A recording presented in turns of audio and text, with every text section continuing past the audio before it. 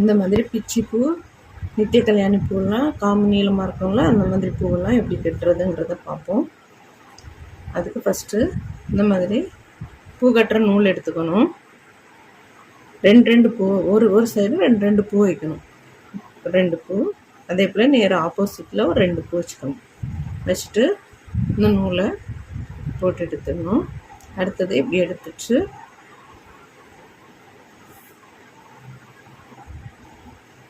ரெண்டு பூ, அதே போல் நேராக ஆப்போசிட்டில் ஒரு 2 பூ வைக்கிறோம்.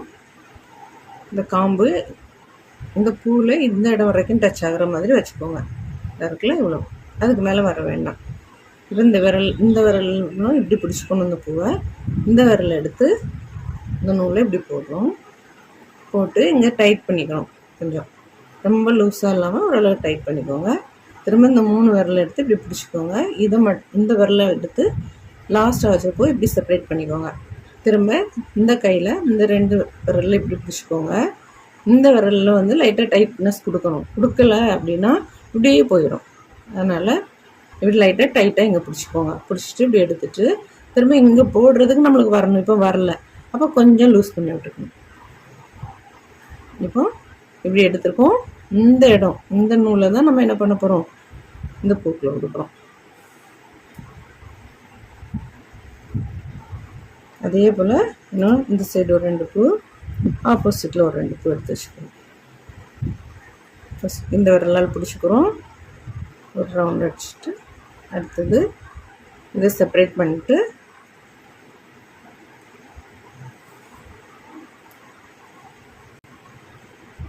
கொஞ்சம் ரொம்ப டைட் பண்ணிங்கன்னா பூ வந்து உதிர்ந்து கீழே அறுபட்டு கீழே விழுந்துடும். இங்கே வச்சுருக்கோம். அதே போல் இந்த இடத்துல வச்சுக்கிறோம். இந்த விரல் பிடிச்சிக்கிறோம்.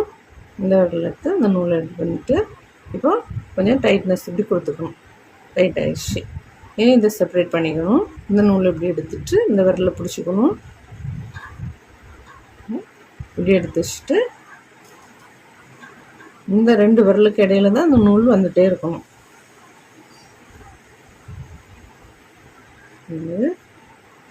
அதே போல் நேராக ஆப்போசிட்டில் ஒரு 2 இந்த கையில் பிடிச்சிக்கிறோம்.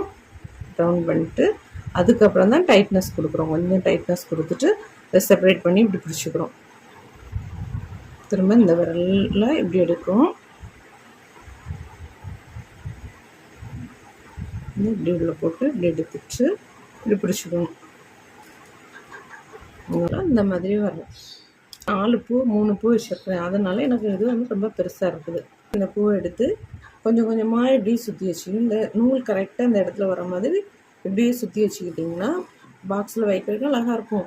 எடுத்து யூஸ் பண்ணுறதுக்கும் நல்லாயிருக்கும்.